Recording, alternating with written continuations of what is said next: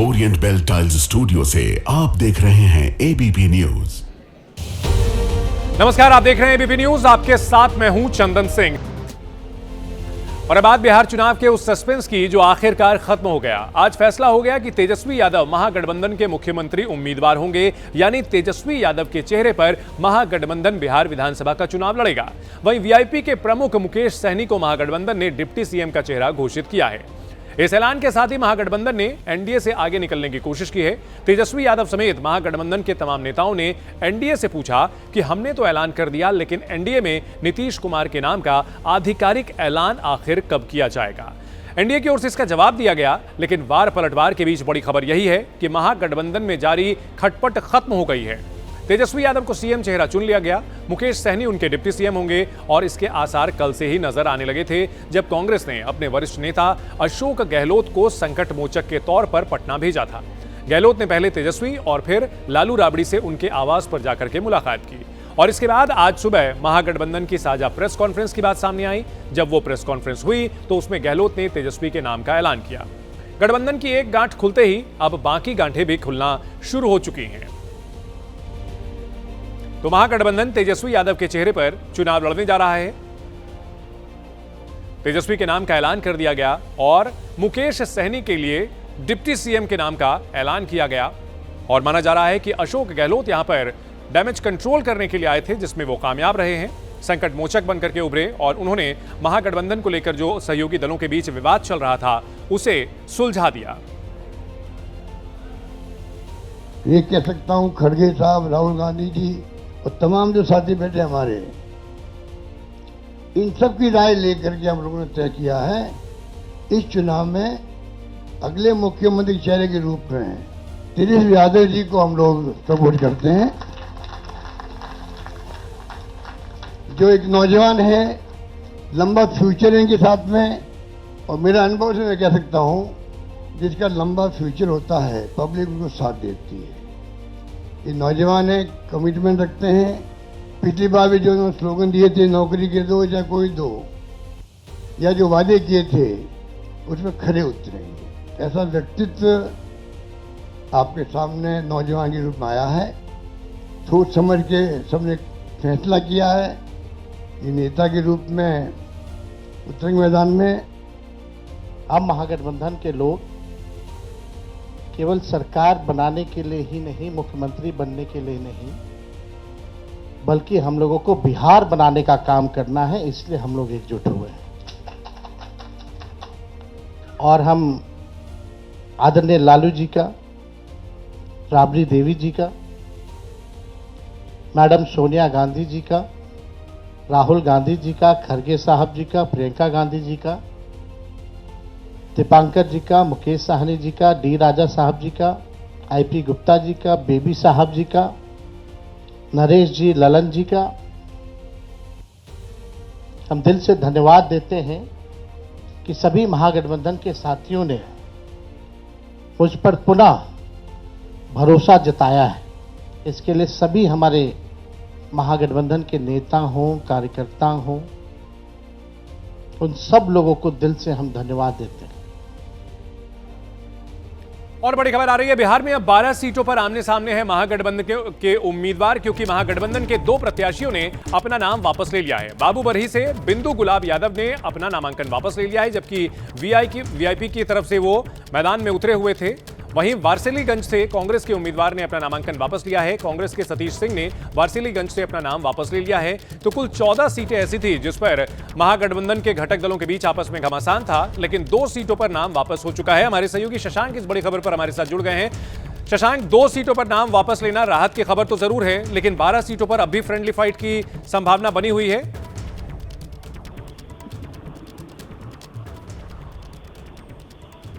शशांक पे आप हमें सुन पा रहे हो तो बताएं, 2 उम्मीदवारों ने नाम वापस ले लिया है, राहत की बात महागठबंधन के लिए? ये देखिए, महागठबंधन के लिए राहत की खबर जरूर है, लेकिन अभी जो है 12 सीटों पर जो है वो फ्रेंडली फाइट होना है। देखिए, वारसिलीगंज में 2 बाहुबलियों के बीच टक्कर है, तो वहाँ पर कांग्रेस ने जो है मंटन सिंह को प्रत्याशी बनाया था। आरजेडी से प्रत्याशी हैं अनीता देवी, जो अशोक महतो की पत्नी है, तो मंटन सिंह ने जो है अपना नामांकन वापस ले लिया है। अब इस सीट पर जो है अगड़ा बनाम पिछड़ा की लड़ाई एक तरफ से हो गई है। और दूसरी तरफ देखिए बाबू सही की बात करें तो वहां पर वीआईपी से जो है प्रत्याशी बनाया गया था बिंदु गुलाब यादव को, लेकिन उन्होंने जो है अपना नामांकन जो है वो वापस ले लिया। लेकिन अभी जो है 12 सीटों पर जो है वो फ्रेंडली फाइट होना है और दूसरे चरण के नामांकन की जो वापसी की तिथि थी वो आज ही भर है शाम 4 बजे तक। तो 2 सीट भले कम हुआ है लेकिन अभी भी जो है 12 सीटों पर फ्रेंडली फाइट या होना तय माना जा रहा है। बिल्कुल, फ्रेंडली फाइट होना 12 सीटों पर लगभग तय माना जा रहा है। 2 सीटों पर उम्मीदवारों ने नाम जरूर वापस लिया है, लेकिन अभी भी 12 सीटों पर महागठबंधन के उम्मीदवार आपस में भिड़ेंगे। बहुत शुक्रिया इस पूरी खबर पर जानकारी देने के लिए शशांक। तेजस्वी यादव को महागठबंधन का सीएम फेस चुने जाने पर उनके भाई और जनशक्ति जनता दल के अध्यक्ष तेज प्रताप यादव ने निशाना साधा और कहा कि फैसला तो बिहार की जनता को करना है, ये नेता तय नहीं कर सकते। वो तो बिहार की जनता करती है तय, नेता लोग थोड़े तय करता है। नेता लोग क्या तय करेगा, बिहार की जनता तय करेगी। महागठबंधन का सीएम चेहरा चुने जाने के बाद तेजस्वी यादव ने एनडीए पर हमला बोला, नीतीश कुमार पर निशाना साधा और पूछा कि आखिर एनडीए कब नीतीश के नाम का ऐलान करेगा। तो बीजेपी ने भी पलटवार किया और कहा कि चुनाव नीतीश के नेतृत्व में लड़ा जा रहा है, इसलिए तेजस्वी इतनी चिंता ना करें। हम लोगों ने नीतीश जी के साथ जो है जो अन्याय हो रहा है एनडीए में, एक बार भी कोई भी जॉइंट प्रेस कॉन्फ्रेंस जो है नहीं की गई है और ना ही ऑफिशियली रूप से मुख्यमंत्री का चेहरा घोषित किया गया है।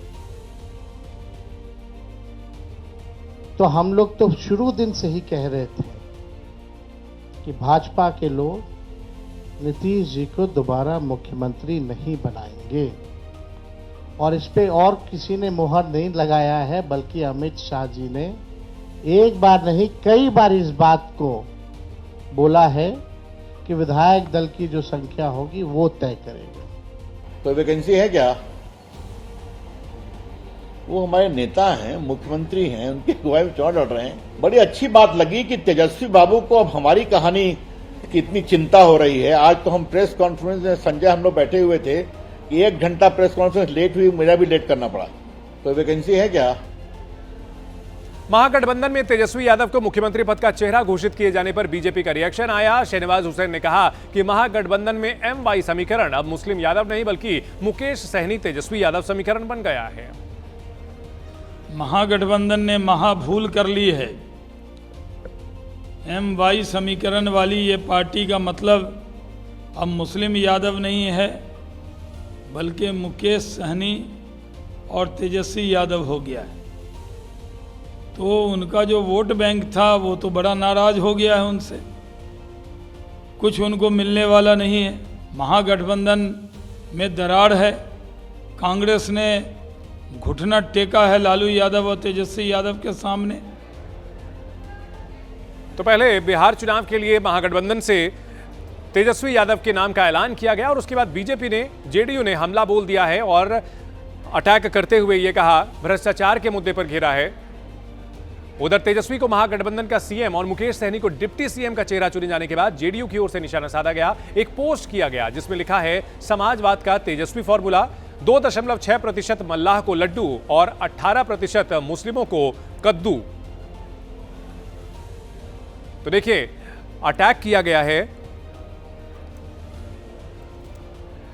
समाजवाद का तेजस्वी फॉर्मूला, ये जेडीयू की तरफ से पोस्टर जारी किया गया और इसमें दिखाया गया कि लगभग 2.5% मल्लाहों को लड्डू दिया गया है क्योंकि मुकेश सहनी को डिप्टी सीएम का उम्मीदवार घोषित किया गया है। वहीं 18% मुस्लिमों को कद्दू। यहां अगर मुस्लिम समुदाय की बात की जाए तो बड़े पैमाने पर महागठबंधन को उनका वोट मिलता रहा है, लेकिन मुस्लिम समुदाय को कद्दू दिखाया गया। यह बताने की कोशिश की गई है कि यहां मुस्लिम समुदाय को वो रिप्रेजेंटेशन महागठबंधन की ओर से नहीं दिया गया जो कि मुकेश सहनी को दिया गया है।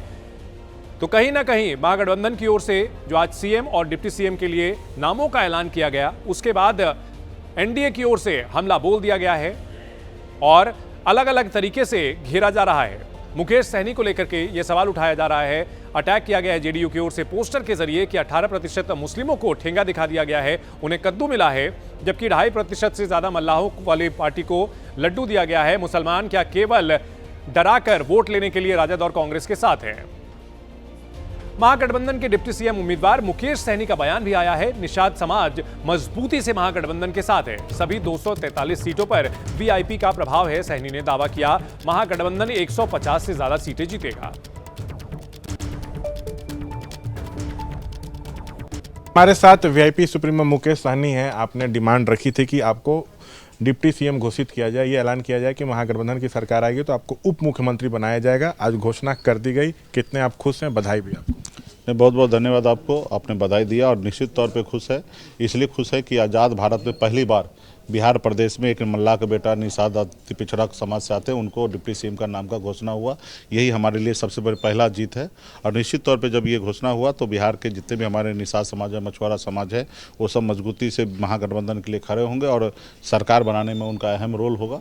तो ये चीज़ें को लेकर हम लोग मजबूती से काम कर रहे हैं। लेकिन महागठबंधन में तो आपकी बल्ले बल्ले है, 15 सीट दी गई थी, एक पे नामांकन रद्द हो गया, 14 सीट अभी भी आपके पास है, 2 एमएलसी सीट, एक राज्यसभा। अभी देखिए 243 सीट है महागठबंधन में। 243 सीट पर वीआईपी पार्टी का ताकत है। 243 सीट मान के चलिए कि वीआईपी पार्टी का है।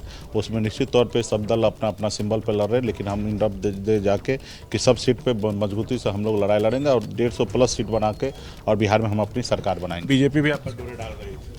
वो ठीक है, वो सब डाल रहे थे। अभी हम लोग विचार से बंधे हुए हैं और मजबूती से महागठबंधन के साथ है और सरकार बनाएंगे। देखिए, क्या एनडीए में बेचैनी बढ़ गई है? आपको डिप्टी सीएम घोषित किया गया है कि सरकार बनने पर आप बनेंगे। जेडीयू का एक्स पर पोस्ट आया है, 23वीं पे तंज कसा गया है कि 2.60% मल्लाह को लड्डू, 18% मुस्लिम को कद्दू। शाहनवाज हुसैन कह रहे हैं कि महागठबंधन ने महाभूल कर दी। उनका एमवाई समीकरण अब मुस्लिम यादव नहीं बल्कि मुकेश सहनी तेजस्वी हो गया। देखिए, सबसे पहले शाहनवाज हुसैन जी को धन्यवाद और जेडीयू की तरफ से जो उनके पेट में जो दर्द हो रहा है उनको मैं धन्यवाद देता हूं कि आज उन मल्लाह का बेटा को आगे बढ़ते हुए देखना नहीं चाह रहे हैं। और निश्चित तौर पे हमारे गठबंधन में और भी समाज को, लोगों को हम लोग जगह देने का काम करेंगे सरकार बनने के बाद, और उसमें डिप्टी सीएम भी होंगे और वो हम लोग गठबंधन के साथ ही तय करेंगे कि किनको जगह बनाना है। और रहा कि बेचैनी है उनको, उनकी सरकार को पता है कि बिहार में 2.6% नहीं, बिहार में 10% निषाद मछुआरा मल्लाह समाज है और मजबूती से बिहार में सरकार बनाने के लिए जा रहे हैं। तो निश्चित तौर पे उनको बेचैनी है और लाजमी है बेचैनी उनकी। एक आखिरी सवाल, 14 सीटों पे सर फ्रेंडली फाइट हो रहा है, तो क्या इस पे कुछ न? उसमें हम लोग बहुत सारे ऐसे सीट है जहाँ पे नामांकन वापस ली जा रही है और 1-2 कल तक आपको फिगर आ जाएंगे कि कितने सीट पे। और उसमें भी अगर देखा जा रहा है तो आने वाले समय में अगर कुछ सीट पर और भी समर्थन वापस करना रहेगा तो हम लोग करेंगे और हम सरकार बनाएंगे। इसके लिए कोई फिक्र ना करें, हम लोग जो भी कर रहे हैं सोच समझ के कर रहे हैं कि हम लोग क्या कर रहे हैं। बिहार में चुनाव प्रचार ने रफ्तार पकड़ ली है। एनडीए के दिग्गज नेता अलग अलग जगहों पर प्रचार में जुटे हैं और इससे जुड़ी बड़ी खबर भी आपको बता देते हैं। औरंगाबाद के गोह में जेपी नड्डा ने तेजस्वी यादव और महागठबंधन पर निशाना साधा। कहा, एनडीए का मतलब विकास है और महागठबंधन का मतलब विनाश है। क्या था 15 साल लालू जी का राज? आज ये चुनाव स्पष्ट शब्दों में विकास एनडीए के साथ और विनाश महागठबंधन के साथ साफ दिखता है। इसको हमको समझना चाहिए। एनडीए की सरकार मोदी जी के नेतृत्व में, नीतीश कुमार जी के नेतृत्व में विकास की ओर जाने वाली सरकार है। और ये जो अभी नया नेता जिन्हें घोषित किया गया, इनकी पार्टी, इसमें विनाश ही विनाश है। इस बात को आप समझ लीजिए। बिहार का विनाश होता है, इसको समझ लीजिए। मैं विनाश की बात बोलता हूं तो याद करिए, आज न लालू न तेजस्वी ये अपने कुशासन के बारे में एक शब्द नहीं बोलते, माफी तक नहीं मांगी है आज दिन तक, और नीयत अभी भी वैसी ही है। इस चुनाव में भी शहाबुद्दीन के बेटे को टिकट देना ये अपने आप में बताता है कि आज भी आप गुंडा राज लाने के लिए ललायित हैं। आप बिहार का विकास नहीं चाहते, आप भ्रष्टाचार के गटर में धकेल देना चाहते हैं। ये आपका उद्देश्य है। तो यहां बीजेपी और जेडीयू की ओर से लालू यादव के शासनकाल की याद दिलाई जा रही है और जो दावे आज तेजस्वी यादव ने भ्रष्टाचार और कानून व्यवस्था को लेकर किए हैं, उसमें 1990 से लेकर साल 2005 तक बिहार के कानून व्यवस्था और उस दौरान हुए भ्रष्टाचार का मुद्दा उठाया जा रहा है बीजेपी की ओर से।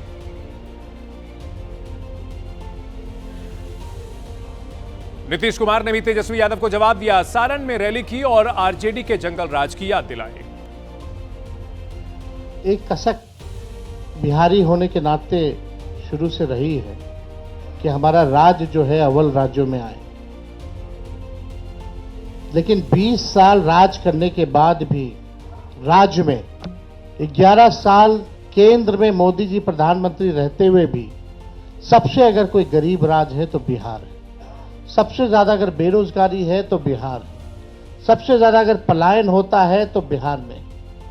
महंगाई है, कारखाने नहीं हैं, यहां उद्योग नहीं है, धंधे नहीं है, पढ़ाई, दवाई, कमाई, सिंचाई की व्यवस्था नहीं है, फूड प्रोसेसिंग यूनिट्स नहीं है, आईटी हब नहीं है, SEZ नहीं है, आईटी पार्क की व्यवस्था नहीं है, एग्रो बेस्ड इंडस्ट्री नहीं है बिहार में। प्रति व्यक्ति आय पूरे देश में अगर सबसे कम है तो हमारे बिहार के लोगों का है। प्रति व्यक्ति निवेश सबसे कम है। किसानों के आय के मामले में बिहार सबसे फिसड्डी है और यहां अपराध चरम सीमा पर है।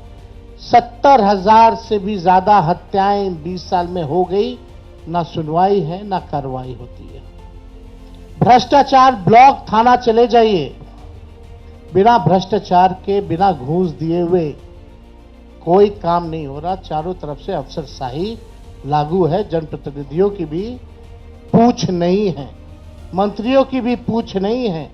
डिपार्टमेंट मंत्री नहीं बल्कि सेक्रेटरी चलाता है। ये बिहार की सच्चाई है। हमारी सरकार बनी और तब से राज्य में कानून का राज है और अब लगभग 20 वर्षों से विकास के काम लगे हुए हैं। और उसके पहले जो लोग थे, याद है ना, पहले क्या स्थिति थी? पहले बहुत बुरा हाल था। लोग शाम के बाद घर से बाहर नहीं निकलते थे। शाम में तो घरे में लोग बंद रहता था, बाहर नहीं जाता था घर से। अब किसी प्रकार के डर एवं भय का वातावरण नहीं है। राज्य में प्रेम, भाईचारा और शांति का माहौल है। और 2025 में भी 7 निश्चय के तहत सारा काम करवाए, चाहे हर घर बिजली हो, हर घर नल का जल हो, हर घर शौचालय हो, टोलों का पक्की सड़क हो, सब काम करवा दिया गया। दिल्ली के रोहिणी में देर रात एक बड़ा एनकाउंटर हुआ जिसमें बिहार से वांटेड 4 कुख्यात बदमाशों को पुलिस ने ढेर कर दिया। ऑपरेशन दिल्ली पुलिस की क्राइम ब्रांच और बिहार पुलिस की ज्वाइंट टीम ने मिलकर किया। बिहार के रहने वाले 3 अपराधियों और एक अन्य साथी को इस एनकाउंटर में ढेर कर दिया गया। इस एनकाउंटर में बिहार के 3 गैंगस्टर समेत कुल 4 अपराधी मारे गए। इसमें बिहार के सिग्मा गैंग के 4 मोस्ट वांटेड गैंगस्टर मारे गए हैं। मरने वालों में सिग्मा गैंग का सरगना रंजन पाठक है, जो कि बिहार के सीतामढ़ी का रहने वाला था। इसके अलावा बिमलेश महतो और मनीष पाठक भी सीतामढ़ी के रहने वाले थे। मुठभेड़ में मारा गया चौथा अपराधी अमन ठाकुर दिल्ली के करावल नगर के शेरपुर का रहने वाला था। बिहार विधानसभा चुनाव से पहले दिल्ली के अंदर बिहार के 4 बदमाशों का एनकाउंटर हुआ है। इस वक्त हम दिल्ली के रोहिणी इलाके में मौजूद हैं और तस्वीरें आपको दिखाना चाहेंगे। ये वो जगह है जहां पर बदमाशों का एनकाउंटर किया गया है। आपको बता दें कि ये जो एनकाउंटर था वो बिहार पुलिस ने और दिल्ली पुलिस की क्राइम ब्रांच ने जॉइंट ऑपरेशन में किया है। दरअसल बिहार पुलिस की जो टीम थी वो एक कुख्यात बदमाश रंजन पाठक को ट्रेस कर रही थी। बिहार पुलिस की टीम को जानकारी मिली कि जो रंजन पाठक है वो अपने साथियों के साथ दिल्ली के अंदर मौजूद है और दिल्ली के रोहिणी इलाके में आने वाला है। ये जो टिप ऑफ था बिहार पुलिस की टीम ने दिल्ली पुलिस की क्राइम ब्रांच के साथ शेयर किया और उसके बाद जब बदमाशों को यहाँ पर घेरा गया, यहाँ रोहिणी इलाके में, जो आप सामने गाड़ी देख रहे हैं ये बलिनो कार है जिसका नंबर DL1C4707 है। यहाँ पर पुलिस की टीम ने बदमाशों को रोकने की कोशिश की, लेकिन बदमाश जब यहाँ पर घिरते हुए दिखे उन्होंने पुलिस के ऊपर फायरिंग करना शुरू कर दिया। इसके बाद पुलिस ने जवाबी कार्रवाई की और जवाबी कार्रवाई में जो 4 बदमाश थे वो घायल हुए। इसके बाद चारों बदमाशों को अस्पताल ले जाया गया जहां पर डॉक्टरों ने चारों बदमाशों को मृत घोषित कर दिया। जानकारी ये भी मिल रही है कि बिहार विधानसभा चुनाव से पहले एक ऑडियो वायरल हुआ था जिसमें बिहार के अंदर चुनाव से पहले किसी बड़ी वारदात को अंजाम देना चाहते थे ये बदमाश। फिलहाल पुलिस की टीम ने इन चारों बदमाशों को ढेर कर दिया है। अब जो ये चारों बदमाश दिल्ली में क्या कर रहे थे, दिल्ली में यह किसी बड़ी वारदात को अंजाम देने वाले थे या दिल्ली में इनकी कौन मदद कर रहा था और बिहार में ये क्या बड़ा करने वाले थे, ये जांच जो है वो दिल्ली पुलिस की टीम, इसके अलावा बिहार पुलिस की टीम लगातार कर रही है। कैमरामैन अजीत चाकू के साथ Manoj Verma, ABP news, Delhi. Police के मुताबिक ये सभी बदमाश बिहार विधानसभा चुनाव से पहले प्रदेश में दहशत फैलाने की साजिश रच रहे थे। ये चारों आरोपी बिहार में कई संगीन वारदातों में वांटेड थे। बताया जा रहा है कि ये गैंग सिग्मा के नाम से कुख्यात था। इसका सरगना रंजन पाठक था। ये गैंग नेपाल से बिहार तक काम करता था। इन गैंगस्टरों के खिलाफ बिहार में कई गंभीर आपराधिक मुकदमे दर्ज थे। पुलिस को मौके से 5 हथियार और एक चोरी की कार बरामद हुई है। शुरुआती जांच में पता चला कि कार नंबर फर्जी था। फर्जी नंबर प्लेट के आधार पर गाड़ी लेकर के ये लोग चल रहे थे। तो बड़ी कामयाबी, बिहार के 3 और दिल्ली के एक गैंगस्टर को ढेर किया है पुलिस ने। बिहार में मोस्ट वांटेड थे ये क्रिमिनल्स और इन्हें पुलिस ने ढेर कर दिया है और दावा किया कि ये आपराधिक चुनाव के दौरान बिहार में अपराध करने की प्लानिंग कर रहे थे। दिल्ली पुलिस की क्राइम ब्रांच और बिहार पुलिस का जॉइंट ऑपरेशन, 4 अपराधी मारे गए। जॉइंट सीपी इस वक्त हमारे साथ मौजूद है क्राइम ब्रांच के। सर, क्या था ये पूरा मामला, तो किस तरीके से इस ऑपरेशन को अंजाम दिया? देखिए, बिहार पुलिस ने इंफॉर्मेशन शेयर की थी 2 दिन पहले बात करने के लिए वो लगातार उसमें 4 अपने वांछित अपराधी दिल्ली पुलिस को शेयर की गई थी। उनकी टेक्निकल इन्फॉर्मेशन भी शेयर की गई। इसमें इनको ट्रैक करते हुए कल रात में इनके मूवमेंट्स को किया गया, जिसमें ये नंबर प्लेट जो गाड़ी पर लगा हुआ था वो चेंज करते हुए उनको रोकने के लिए उन्होंने पुलिस पार्टी पर फायर किया और पुलिस पार्टी पर बहुत ज्यादा फायर किया। अमेरिका के कैलिफोर्निया में भीषण हादसे की तस्वीर सामने आई है, जहां पर नशे में धुत एक कार ड्राइवर ने हाईवे पर पीछे से गाड़ियों को टक्कर मार दी और इसके बाद कार में आग भड़क गई। वहीं पूरा हादसा कार के डैशबोर्ड पर लगे कैमरे में रिकॉर्ड हो गया। टक्कर कितनी भयानक थी उसकी तस्दीक ये तस्वीरें कर रही हैं। इस हादसे में 3 लोगों की मौत हो गई है, जबकि कई गाड़ियां जलकर खाक हो गई हैं। टक्कर के बाद जोरदार धमाका हुआ, जिससे हाईवे पर अफरा तफरी मच गई। बताया जा रहा है कि 21 साल का ड्राइवर शराब के नशे में धुत होकर गाड़ी चला रहा था, जिसे गिरफ्तार कर लिया गया। हादसे को अंजाम देने वाला नागरिक एक भारतीय मूल का अमेरिकी नागरिक है, जिसका नाम जशनप्रीत सिंह है।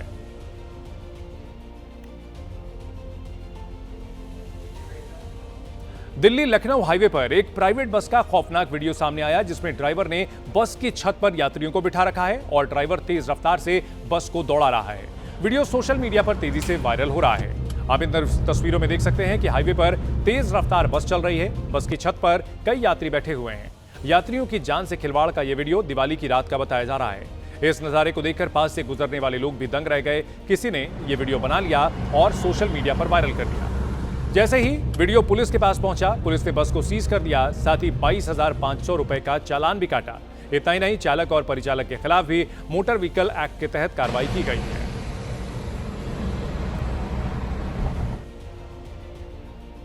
यूपी की राजधानी लखनऊ में टीटी के टिकट मांगने पर एक महिला भड़क गई और खुद को लोको पायलट की पत्नी बताकर टीटी से झगड़ा करने लगी। महिला बिना टिकट ट्रेन में बैठी थी और जब टीटी ने उसे रोका, उसके बच्चों का टिकट मांगा तो उसने साफ मना कर दिया और टीटी को धमकाना शुरू कर दिया। टीटी कह रहा था कि जिस सीट पर उसका रिजर्वेशन है वही सफर करेगा, लेकिन महिला इस पर भड़क गई और कहने लगी कि वो सीट नहीं छोड़ेगी, चाहे जो हो जाए। टीटी और महिला के बीच हुई कहासुनी का वीडियो सोशल मीडिया पर तेजी से वायरल हो रहा है। जो आपका हस्बैंड है आनंद कुमार जी, वो नहीं आए हैं। नहीं, तो उनको ऑप्शन करूंगा ही। क्यों कीजिएगा? वो नहीं है, दे दीजिए। वो नहीं है तो आरएसी को मिलेगा। क्या हुआ? अपना पैकेट भरने के लिए आप रेलवे स्टाफ है ना? हमारे बच्चे उधर नहीं जाएंगे। रेलवे स्टाफ है, हमारे बच्चे उधर नहीं जाएंगे। हमारी लड़की उसका भी पास है, उससे मतलब नहीं है। जिसका रिजर्वेशन है वही यात्रा करेगा। हम नहीं देंगे सीट, अपना नहीं देंगे। आप जाइए, जो करना कीजिए। कितना वीडियो बनाना है भेज दीजिए। हाँ जाइए। जो यात्री यात्रा नहीं करता है उसको एंटी। अलवर के गोविंदगढ़ में परंपरा के नाम पर होने वाली आतिशबाजी परेशानी का सबब बन गई, जहां लोग एक दूसरे पर जलते हुए पटाखे फेंकते हैं। तस्वीरें गोविंदगढ़ कस्बे की हैं, जहां हर साल गोवर्धन पूजा की रात ऐसा ही नजारा देखने को मिलता है। जिले की 4 प्रमुख बाजारों में युवक आतिशबाजी की प्रतियोगिता करते हैं। पटाखे चलाते हुए मुख्य चौपड़ चौराहे की ओर बढ़ते हैं। रास्ते में एक दूसरे पर रॉकेट, बम और पटाखे फेंकते हैं। जो टोली सबसे पहले चौपड़ पहुंचती है उसे विजेता मान लिया जाता है। यहाँ के लोगों का कहना है कि अगर समय रहते प्रशासन ने सख्त कदम नहीं उठाए तो ये परंपरा किसी बड़े हादसे में तब्दील हो सकती है।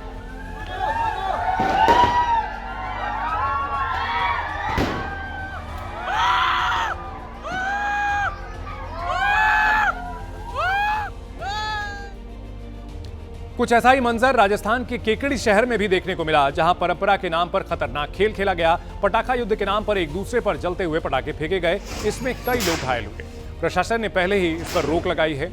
लेकिन तस्वीरों में देख सकते हैं कि युवा कैसे एक दूसरे पर जलते हुए पटाखे फेंक रहे हैं। गलियों में काफी भीड़ है, पटाखे जलाए जा रहे हैं। हालांकि पुलिस की सख्ती के चलते सिर्फ गलियों तक ही यह परंपरा देखने को मिली।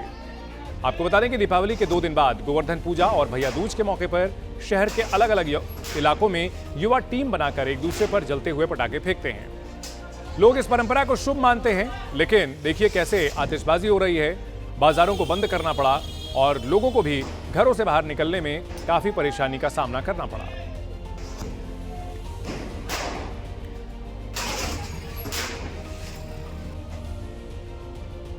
मेरठ के सरधना इलाके में उस वक्त दहशत फैल गई जब चुनावी रंजिश में 2 गुट आमने सामने आ गए।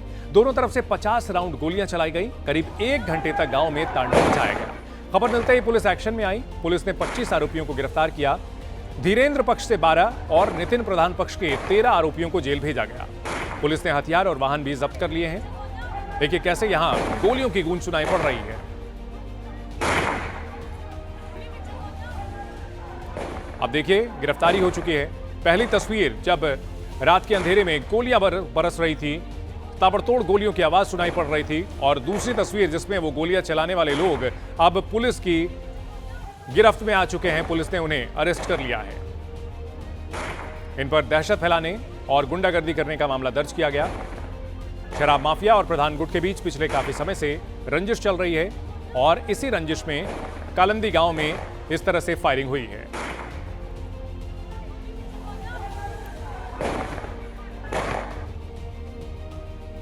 यूपी के चित्रकूट में फांसी के फंदे पर झूलने की कोशिश कर रही महिला को पुलिस ने ऐन वक्त पर बचा लिया, वो भी बिल्कुल फिल्मी अंदाज में।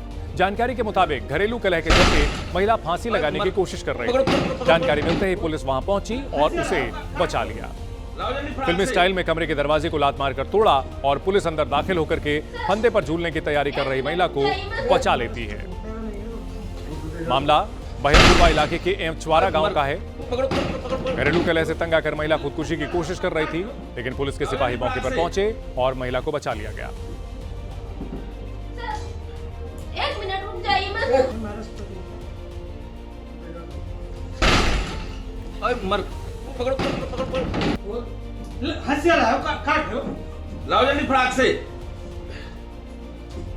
खबर हैदराबाद से है, जहां गो तस्करों ने एक गोरक्षक को गोली मार दी। घायल व्यक्ति का नाम प्रशांत उर्फ सोनू है। युवक की हालत गंभीर बताई जा रही है। वारदात के बाद राज्य में कानून व्यवस्था पर सवाल उठ रहे हैं। इस बीच पुलिस ने मामला दर्ज कर तेजी से कार्रवाई करते हुए 3 आरोपियों को गिरफ्तार कर लिया। जांच के दौरान पता चला कि एक स्टील कंपनी के पास बहादुरपुरा के इब्राहिम ने प्रशांत पर गोलियां चलाई, जिससे वो गंभीर रूप से घायल हो गया। प्रशांत एक गौशाला प्रबंधक है और उसकी छाती और पेट के दाहिने हिस्से में गोलियां लगी हैं। तो हैदराबाद में गोरक्षक प्रशांत कुमार को गोली मारी गई। यमुनापेट इलाके में पशु तस्करों ने उसकी हत्या की कोशिश की और हमले के पीछे का मुख्य कारण बदला और वसूली है। पुलिस ने महज 12 घंटे के अंदर मामले को सुलझाने का दावा किया है। 3 आरोपियों को गिरफ्तार किया गया है। एक साथी अभी भी फरार है। मुख्य आरोपी मोहम्मद इब्राहिम कुरैशी को गिरफ्तार कर लिया गया। पीड़ित का दोस्त कुरुवा श्रीनिवास और एक अन्य भी गिरफ्तार किए गए हैं। आरोपियों से पिस्टल, कार, कारतूस और मोबाइल जब्त किया गया है। तो देखिए किस तरह से वहां गोरक्षक को गोली मारी गई। इस मामले में पुलिस ने दावा किया कि बड़ी कार्रवाई की गई है। इसमें जो दोषी थे उन्हें पकड़ लिया गया है। एक आरोपी फरार है, लेकिन बीजेपी की ओर से प्रदर्शन किया गया है। सड़कों पर उतरे हैं कार्यकर्ता। इस मामले में पुलिस ने गिरफ्तारियां की हैं। जम्मू कश्मीर के हंदवाड़ा में भीषण आग लगने से हड़कंप मच गया। आग बंदाए मोहल्ले के घर में लगी थी, जिससे अफरा तफरी मच गई। वहीं इसके बाद सीआरपीएफ के जवान मौके पर पहुंचे, जिन्होंने अपनी जान जोखिम में डालकर आग पर काबू पाया। आपको तस्वीरों के जरिए दिखाते हैं कैसे सीआरपीएफ की 162वीं बटालियन के जवान आग पर काबू पाने की कोशिश करते दिख रहे हैं। दरअसल जिस घर में आग लगी उससे इसके आसपास के इलाके में फैलने का खतरा मंडराने लगा और ऐसे में सीआरपीएफ जवान मौके पर पहुंचे और कड़ी मशक्कत के बाद आग पर काबू पा लिया गया।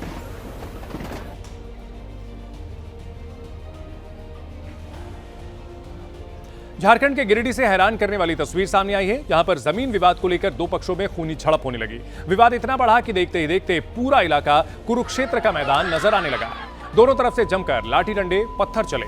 तस्वीरों में देख सकते हैं 2 गुट आपस में बहस करते हैं। विवाद बढ़ता है, पूरा इलाका अखाड़े में तब्दील हो जाता है। एक दूसरे पर लाठी डंडों से हमला किया जाता है, पत्थर बरसाए गए। 2 गुटों में हुए संघर्ष में आधा दर्जन से ज्यादा लोग घायल हुए। इनमें बच्चे और महिलाएं भी शामिल हैं। घायलों को अस्पताल में भर्ती कराया गया है। मामला गिरिडीह जिले के बेंगाबाद थाना क्षेत्र का है। मामले की जानकारी मिलते ही पुलिस भी मौके पर पहुंची और दोनों पक्षों को काबू में किया।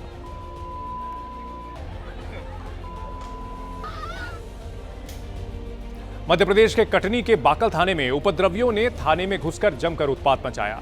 धक्का मुक्की में कुछ पुलिसकर्मियों को चोट आई है, जिन्हें इलाज के लिए अस्पताल में भर्ती कराया गया। कुछ दिन पहले एक युवक के साथ 2 युवकों ने मारपीट की। मामले में 2 आरोपियों को अरेस्ट करके जेल भी भेजा गया है। इसी मामले को लेकर कुछ युवकों ने थाने का घेराव किया और पुलिसकर्मियों के साथ धक्का मुक्की की। तनाव को देखते हुए इलाके में भारी फोर्स तैनात है।